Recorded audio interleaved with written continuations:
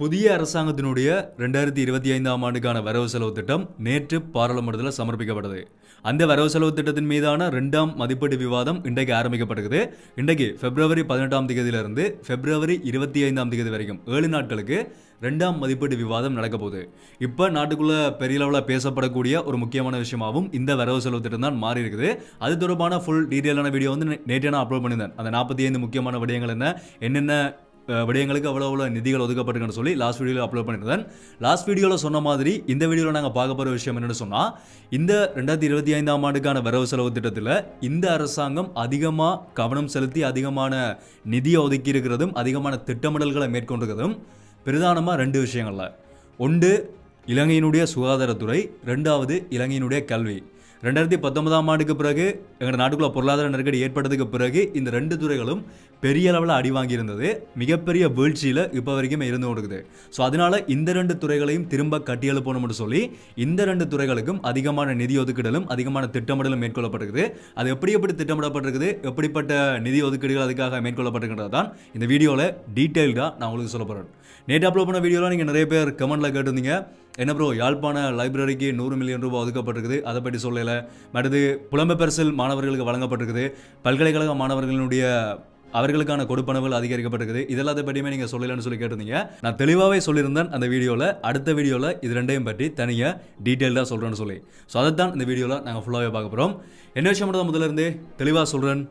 அனைவருக்கும் வணக்கம், நான் உங்கள் BK கரிகாலன்.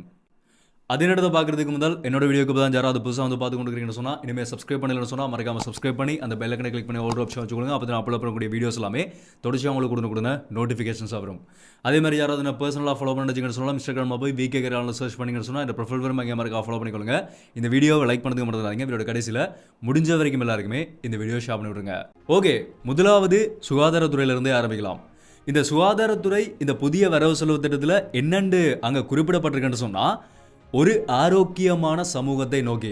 இந்த வரவு செலவு திட்டத்தை நீங்களும் பார்வையிடலாம். எல்லா இடங்களையுமே ஃபோன் இருக்குது தானே. நீங்கள் கூகுளில் போயிட்டு இலங்கை பாராளுமன்றம் தமிழில் இல்லாட்டி பார்லிமெண்ட் ஆஃப் ஸ்ரீலங்கான்னு சொல்லி சர்ச் பண்ணிங்கன்னு சொன்னால் இலங்கையினுடைய பாராளுமன்றத்தினுடைய உத்தியோகபூர்வ வெப்சைட் வரும். அங்கே உள்ள போனீங்கன்னு சொன்னால் PDF இருக்கும். நீங்கள் டவுன்லோட் பண்ணி 3 மொழிகள்லையுமே இருக்குது. ஆங்கிலம், தமிழ், சிங்களம்னு சொல்லி 3 மொழிகளையும் இருக்குது. நீங்கள் வந்து அங்கே பார்த்துக்கொள்ளலாம். ஸோ 10ஆவதாக தான் இந்த இலங்கையினுடைய சுகாதார சேவை ஒரு ஆரோக்கியமான சமூகத்தை நோக்கின்னு சொல்லி குறிப்பிடப்படுகிறது. அதுக்குள்ள ஒரு 5 பிரிவுகள் வந்து 5 இல்லாட்டி 6 பிரிவுகள் வந்து பிரிக்கப்பட்டிருக்குது. எப்படி இது திட்டமிடப்பட்டிருக்குன்னு சொன்னால், அந்த ஒவ்வொரு பிரிவுகளும் அதுக்குள்ள உள்ளடக்கப்பட்டிருக்க விடயங்களையும் தனித்தனியாக சொல்கிறேன். முதலாவது சுகாதார முறைமையின் டிஜிட்டல் மயமாக்கல். இந்த புதிய அரசாங்கம் பெரும்பாலும் டிஜிட்டல் மயமாக்கப்பட்ட பொருளாதாரத்தை நோக்கி தான் எல்லா பகுதிகளையும் வந்து போய்கொண்டிருக்கிறார்கள். அந்த அடிப்படையில் இலங்கையினுடைய சுகாதார சேவைக்குள்ள உள்ளடங்கக்கூடிய இலங்கை தேசிய மருந்துகள் ஒழுங்குபடுத்திய அதிகார சபையும் அரச மருந்தக கூட்டுத்தாபனம், இது 2னுடைய செயற்பாடுகளை முழுமையாக டிஜிட்டல் மயமாக்க போகிறோம்னு சொல்லி ஒரு விடயம், அதுக்கான ஒரு முன்வைப்பு வந்து இந்த வரவு செலவு திட்டத்தில் முன்வைக்கப்படுகிறது. 2வது கிராமிய மட்ட ஆரம்ப சுகாதார சேவையை மேம்படுத்தல். அதுக்குள்ளே எப்படி திட்டமிடப்பட்டிருக்குன்னு சொன்னால், தொற்றாநோய் கட்டுப்பாடு மற்றும் தடுப்பு ஆகியவற்றில் கவனம் செலுத்தி 1000க்கும் மேற்பட்ட ஆரம்ப மருத்துவ பராமரிப்பு பிரிவுகள் மற்றும் பிரதேச வைத்தியசாலைகளின் சேவை வளங்களை மேம்படுத்த முயற்சிகள் மேற்கொள்ளப்பட்டு வருகின்றன. மேலும் ஒவ்வொரு மாவட்டத்திலும் தேர்ந்தெடுக்கப்பட்ட ஆரம்ப மருத்துவ பராமரிப்பு பிரிவுகளில் குறிப்பிட்ட வயதான மக்களை இலக்காக கொண்டு நோய் தடுப்பு மற்றும் முதியோர் பராமரிப்பு சேவைகள் கிடைக்கும். அடுத்தது 3வது பெருந்தோட்ட சுகாதார சேவைகள். மலையக மக்களுக்கான பிராந்திய பெருந்தோட்ட கம்பெனிகளுடன் பொது தனியார் கூட்டாண்மை மூலம் தோட்ட மட்டத்திலான சுகாதார சேவையை வெளிப்படுத்தும் செயல்முறை விரைவுபடுத்துவதற்கு நடவடிக்கைகள் எடுக்கப்படும். அதே மாதிரி தோட்ட வைத்தியசாலைகளுக்கு தேவையான மனித வளங்கள் மற்றும் தேவையான உபகரணங்கள் மற்றும் மருந்துகள் அரசாங்கத்தினால் வழங்கப்படும் சொல்லி ஒரு விடயம் குறிப்பிடப்பட்டிருக்குது. 4வது பிரிவில் தொற்று நோய் தயார் நிலை. அதுக்குள்ள என்ன சொல்லப்பட்டிருக்குன்னு சொன்னால், அடுத்த 3 வருடங்களில் அபிவிருத்தி பங்காளிகளின் உதவியுடன் தொற்றுநோய் தடுப்பு தயார் நிலை மற்றும் எதிர்வினைக்கான தேசிய திறன் மேம்படுத்தப்படும். இதற்கு மேலதிகமாக அனைத்து சாத்தியமான சுகாதார அபாயங்களுக்கும் எதிரான கண்காணிப்பு மற்றும் முன்கூட்டிய எச்சரிக்கை திறன் பலப்படுத்தப்படும். 5வது ஆட்டிசம் உள்ளிட்ட நரம்பியல் வளர்ச்சி குறைபாடுள்ள சிறுவர்களுக்கான சுகாதார சிகிச்சை வழங்குதல். இதுக்குள்ள என்ன சொல்லப்பட்டிருக்குன்னு சொன்னால், இலங்கையில் கடந்த 10 ஆண்டுகளில் ஆட்டிசம் உள்ளிட்ட நரம்பியல் வளர்ச்சி குறைபாடுள்ள சிறுவர்கள் எண்ணிக்கை அதிகரித்துள்ளது. இந்த சவால்களை எதிர்கொள்ள இலங்கையின் 25 மாவட்டங்களிலும் ஆட்டிசம் உட்பட நரம்பியல் வளர்ச்சி குறைபாடுள்ள சிறுவர்களுக்கான சுகாதாரம், கல்வி மற்றும் சேவை வசதிகளை மேம்படுத்துவதற்கான 5 தேசிய நிகழ்ச்சி திட்டத்தை செயற்படுத்த முன்மொழியப்பட்டுள்ளது. ஆரம்பகட்டமாக லேடி ரிச்வே நிறுவனத்தின் வைத்தியசாலையில் நரம்பியல் வளர்ச்சி குறைபாடுள்ள சிறுவர்களுக்கான சிகிச்சை நிலையத்தை சர்வதேச தரங்களுடன் நிறுவுவதற்கு 2025 ரூபா 200 மில்லியனை ஒதுக்கீடு செய்ய நான் முன்மொழிகிறேன் என்று சொல்லி ஜனாதிபதி சொல்லியிருக்கிறார். அதே மாதிரி மேலும் அடுத்த 5 ஆண்டுகளுக்குள் தேவையான மனித வளங்களுடன் ஒவ்வொரு மாவட்டத்திலும் இதே போன்ற சிகிச்சை நிலையங்களை நிறுவ முயற்சிகள் மேற்கொள்ளப்படும் என்று சொல்லி ஒரு விடயம் சொல்லப்படுகிறது. அடுத்தது 6வது விடயம் என்னென்னு சொன்னால், ஆட்டிசம் உள்ளிட்ட நரம்பியல் வளர்ச்சி குறைபாடுள்ள சிறுவர்களுக்கான அனைத்தையும் உள்ளடக்கிய ஆரம்ப சிறு பராய அபிவிருத்தி.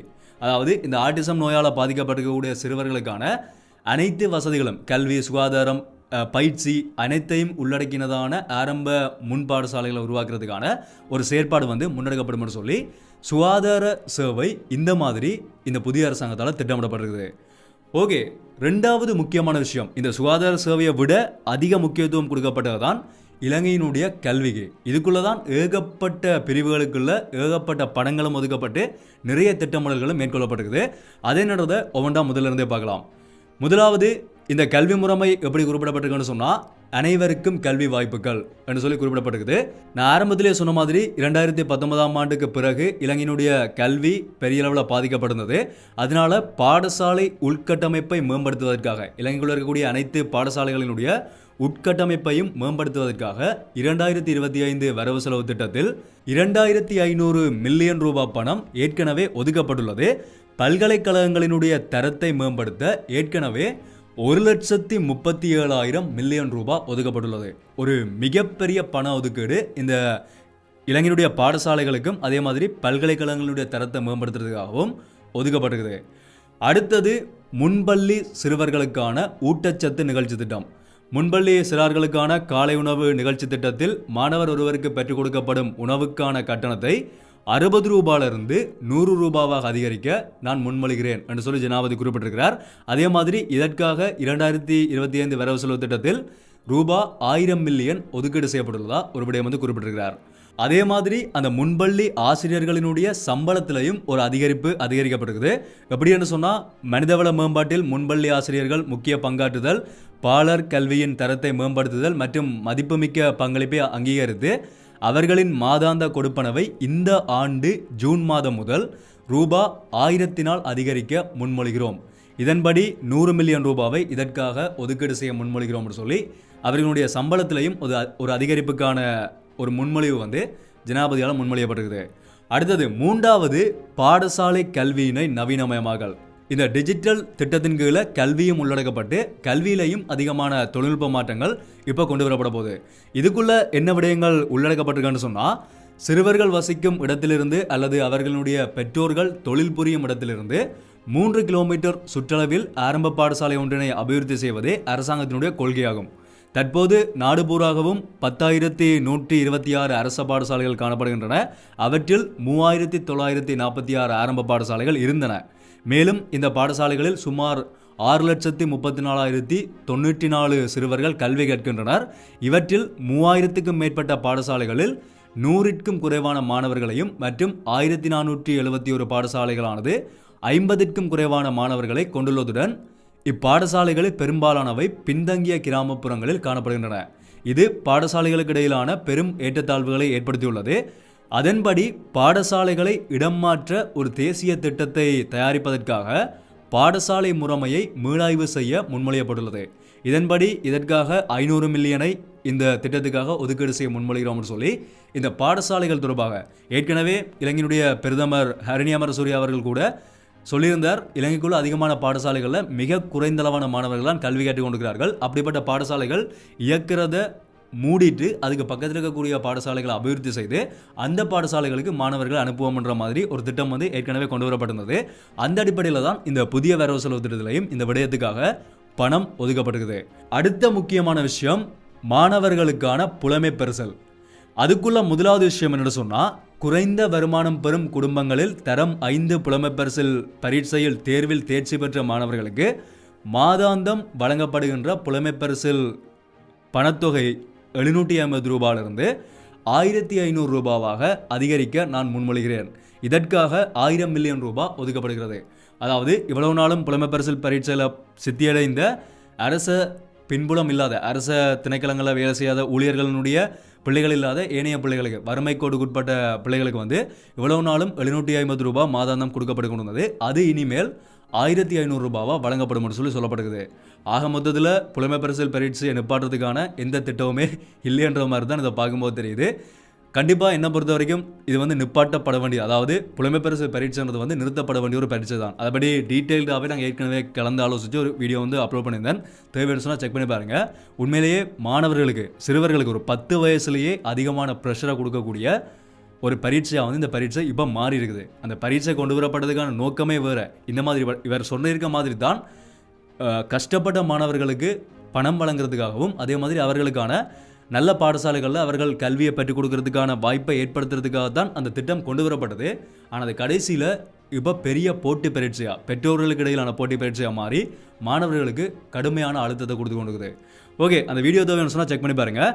அதே மாதிரி விளையாட்டு பாடசாலை மாணவர்கள் போஷாக்கான உணவுகளை பெற்றுக்கொள்வதற்கு போஷாக்கு உணவு கொடுப்பனவானது ஆதரவளிக்கப்பட்டுள்ளது.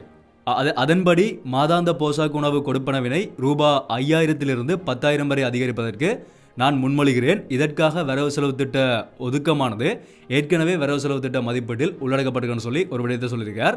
அதுக்குள்ளேயே 3வது தொழிற்பயிற்சி நிலையங்களில் கல்வி கற்கும் மாணவர்களுக்கு மாதாந்தம் வழங்கப்படுகின்ற கொடுப்பனவினை 4000 ரூபாயிலிருந்து 5000 ரூபாய் வரை அதிகரிப்பதற்கு நான் முன்மொழிகிறேன்.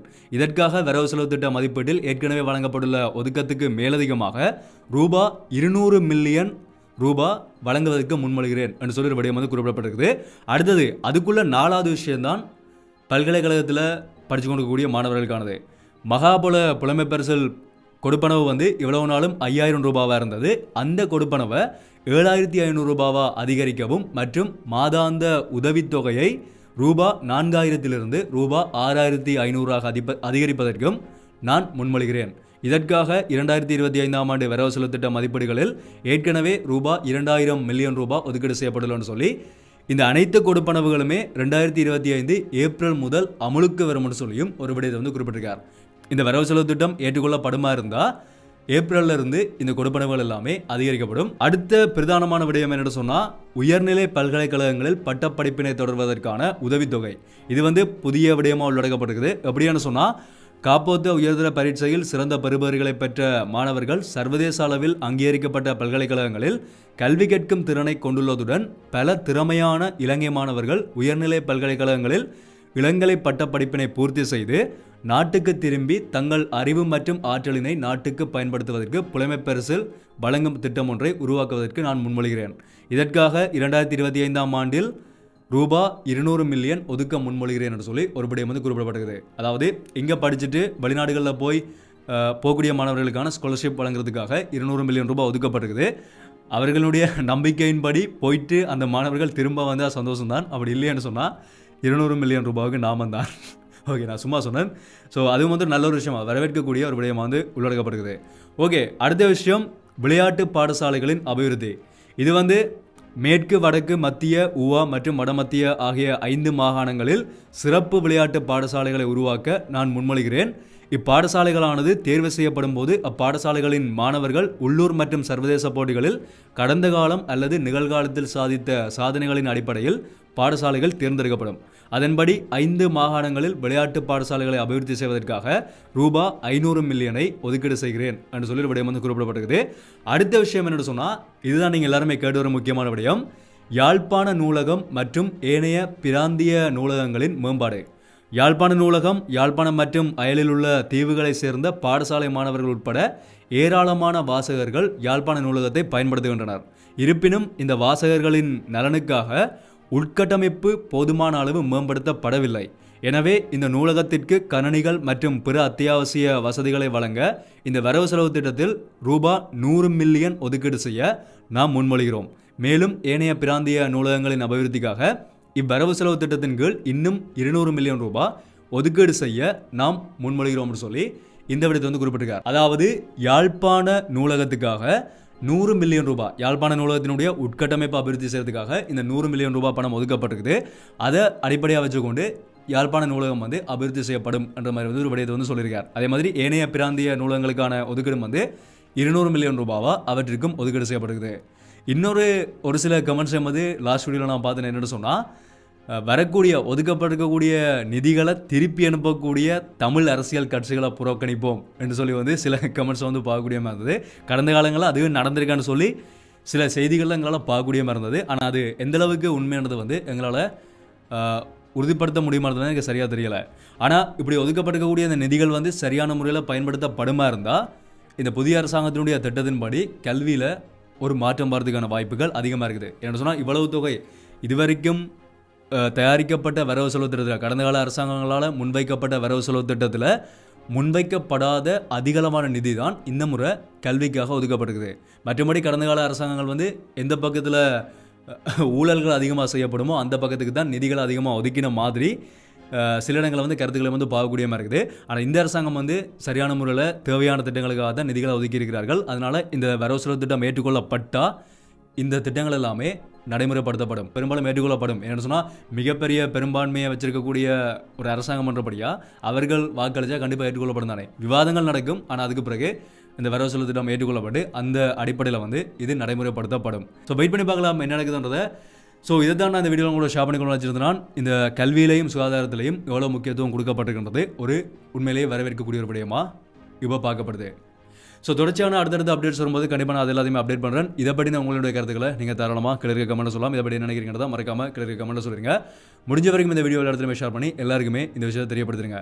யாராவது சப்ஸ்கிரைப் பண்ணால் பார்த்து கொடுத்தீங்கன்னு சொன்னால் மறக்காமல் சப்ஸ்கிரைப் பண்ணி அந்த பெல் ஐக்கனை கிளிக் பண்ணி ஒரு ஆப்ஷன் வச்சுக்கோங்க. அதே மாதிரி வீடியோ லைக் பண்ணணும்னு சொன்னால் மறக்காமல் லைக் பண்ணிருங்க. ஸோ மீண்டும் ஒரு வீடியோவில் சந்திப்போம். நன்றி.